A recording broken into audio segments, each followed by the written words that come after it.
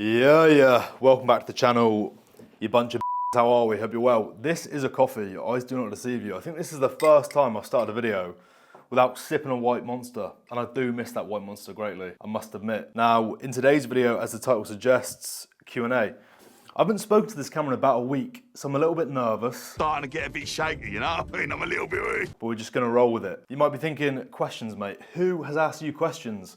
The people of Instagram. I put a question box up the other day. Don't really know why. Instagram is cooking me at the minute. Luckily, story engagement is still good, but everything else is, it's not good on that platform, mate. So enjoyment is rock bottom, and I've missed YouTube, hence why I'm staying on top of the, what do you call it? The upload schedule. Sounds quite professional, that, doesn't it? Anyway, as the day goes on, I'm gonna talk to the camera and answer questions. It's quite a basic concept. You join me in the office space, reason being, it's Saturday morning. Yes, this video is uploaded on Sunday.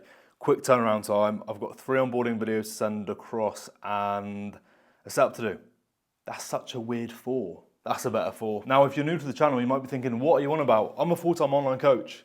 I get people in shape for a living and I'm really good at it and I enjoy it massively. And this channel is pretty much brand awareness. This industry has always been a bit of a rat race, but even more than ever. Speaking of Instagram, I feel like I don't even see the people I follow when I have a little scroll now. It's just paid ad, paid ad, paid ad, paid ad from online coaches. It's always been a very saturated market, but now it's just crazy. I remember when people would do paid ads, it was a structured campaign. Now people are just boosting reels. The reason I rate YouTube, even though my views are a bit like that, we got in the thousands, I got happy, now we're back to the 300s. It just seems more consistent. Instagram's just all over the shop, mate. I'm not crying, I've just got something in my eye. Anyway, I'm gonna answer a question, and then I'm gonna start this work block. I got my hair cut yesterday, and I'm really wishing I got more off the top. It's looking a bit hectic. Anyway, first question. New to the gym, looking to grow, best tips. I must admit, mate, this one's a bit open-ended. This could be a video in itself, but to keep things super short and sweet, just focus on the basics. The bench, deadlift, and barbell back squat. Of course, that's a bit of sarcasm. I'm not an idiot, and that would be awful advice. So of course, when it comes down to you being new to the gym, mate, you need to understand you don't have that skill yet of effective resistance training. You might be thinking, skill, what you want about? You should get on a machine, you start here and you finish here. It doesn't work like that. A lot of people view exercise as choreography and it puts them in a real bad spot long term. So my advice would be learn the skill of training, get good at performing exercise and get good at applying the necessary effort. Make sure the intensity is there. Now, of course, you want to progress that training over time. Progressive overload is a key component. And alongside that, you want to put yourself in a calorie surplus. So you can see that scale weight trend up alongside progressive training. Ultimately, this is going to lead to that muscle gain you're after, but it does take time, like a long time. Not a week or two, we're talking years. Now, something I skimmed over there was training. Now, when it comes down to the actual training plan, what I recommend is a training plan that just biases systemic growth. If you're new to the gym, you want to grow everywhere. God, I've been training properly for 5 years. I still want to grow everywhere. So to help you out, mate, head over to Instagram, send me a DM, and I can send you a structure over. A full training plan that will meet your needs to a T. So if you're in a position where you've got the right training plan, it meets your needs, you train with good accuracy and intensity, you're progressing that over time, and you're in a calorie surplus, you're also sleeping like a baby and managing your stress, you're gonna grow. Just need to be a bit patient with it. The mic is back on and that's work block number done. I couldn't stay mic'd up for that highly confidential stuff, people. Now that all that is boxed off, I'm gonna get to the gymnasium. So the next clip is gonna be me in the gym and we're just gonna run through more questions because that's what you do in a Q&A. Welcome to the training part of the video. As if by magic, training's done, post-workout meal's eaten, and shower is boxed off. The lighting might be a bit temperamental. We're playing with Mother Nature. Anyway, let's get into it. I haven't actually watched this training edit, so hopefully things are in order. Also, this t-shirt's super thin and the mic is like bringing it down, so it might look like I'm rocking a V-neck. If that is the case, that's not deliberate. I don't really rate a V-neck. Anyway, as this amazing edit plays on your screen, I'm going to answer the remaining questions from Instagram, that social media app that makes me want to bash my head against a wall, thanks to the algorithm. Is it the algorithm, or is my content just awful?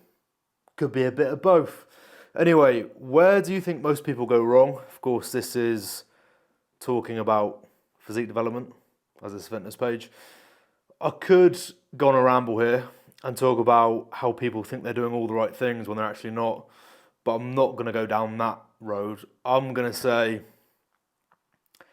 a lack of resilience. People throw the towel in way too quickly. I think people think in order to really level up their physique, like have a crazy transformation, everything needs to be perfect, and that's just not the case. It's a game of consistency and doing your best. I think a lot of people as well, when they look at a coaching process and see the results that get put out, they automatically assume it's been perfect every single day, when that's not the case. It's literally a case of doing what you can with the environment you're in and just always showing up and doing your best. And if you do that for a long period of time, you're going to look awesome. If you throw the towel in because things don't go your way, you're not going to get very far.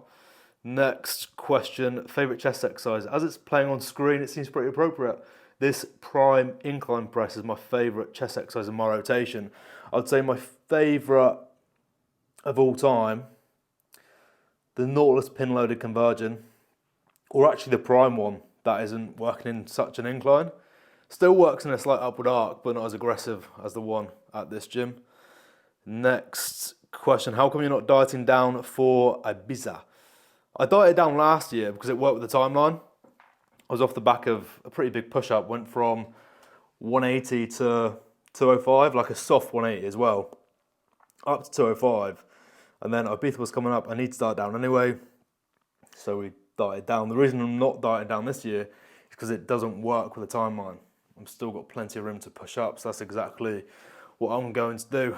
And there's nothing wrong with turning up to Ibiza 50 psi, full as a housemate, sipping some strawberry daiquiris in the sun. I tell you what, I'm not very good at with heat. I'm buzzing for it, but I'm one of those that's chilling by the pool and in the pool many times just to try my best to cool off. Next question is a bit deep. I'm not very good at answering this. What motivates you? If you're talking in a bodybuilding context, just being better, having more muscle. It's not that deep, to be fair. When it comes down to a coaching perspective, I think what really motivates me is, of course, I can say it as fact, I'm very good at coaching. I'm aware that the service I deliver is fucking great, but I'm also aware not enough people are aware of that. So I'm motivated by making sure I keep pushing the brand so it gets the brand awareness it deserves, so I can ultimately help more people. So the physique development side, kind of surface level, just grow, have a bit more muscle, mate. Business side, a bit deeper, for sure. And that's just because when you've had the opportunity to work with as many people as I've had, you realise how big of an impact it has on people's lives. I mentioned this in a reel the other day. It's not just the visual transformation. It's the change underneath that which really matters. And when you can get someone from A to B and see that positive change, it's unbelievably rewarding. Next question, really pushing in a fat loss phase, but weight isn't budging. What should I do? Now, I could easily go, you're not in a deficit, mate, as loads of people say. However, that's not always the case. Let's have a sip of 7-Up and let's get the brain working. So, sometimes when you're in a fat loss phase, if you've been in that phase for a little while and you're pushing very hard and you're no longer seeing the response you want, you can't just keep your foot on the accelerator. You can't just keep pushing and pushing because you're not seeing what you want from that. So the best thing to do is pull back. I know it sounds very counterintuitive, but I've seen it many a time. Someone's come to me, they're trying to manage their own fat loss phase, their food's crazy low, their cardio's super high, their training demand's super high. They're not seeing a drop on the scale anymore, and they're just looking worse and worse and worse and worse. And the first thing I do is ramp food up, bring activity right down, address training if needed. And thanks to that, the body actually starts responding. So the answer isn't always push harder, but I don't know where you are, mate. I don't know where you're at with body comp. I don't know what your current calorie targets are. I don't know what your output targets are. So send me a DM on Instagram. Send me all the info, mate, and I can give you my advice. Final question is dream car. I answered this on Instagram with a picture of Lightning McQueen. If that was a real car, it would be pretty sick, to be fair. I would say M3 Touring. I put a poll up on my Instagram a while ago. M3 Touring, in my opinion, is far, far, far nicer than the new M5 Touring. But what are your thoughts? Comment down below. What are you rating more, M3 Touring or M5 Touring? And I know what you're thinking, Luke. One's an M3, one's an M5. I get that. But they're both full-fat M cars. They're both touring. What one do you rate more? I think the new M5 looks a bit plasticky and cheap. Especially the interior. It's just, what's with all the lights? I don't really rate it. But anyway, I think I'm going to leave the video there because this is turnaround time in a rapid time. Remember to like, subscribe, comment if you didn't. I can't believe I messed that up. I think that's the first time in history. Remember to like, comment. No, I'm losing it. Remember to like, subscribe, comment if you're feeling dangerous. And as always, you know this by now, if you're looking to make some significant progress with your physique, online coaching is available. Head over to my Instagram, send me a DM, nothing too flirtatious, and I can send you the service outline video covering exactly how the service runs, cost of investment, and we can go from there. But yeah, I'm gonna stop talking. Just like the video, mate, as mentioned earlier, helps me out. Subscribe to the channel, helps me out. But I need to stop talking because I feel this post-workout crash really starting to come into play.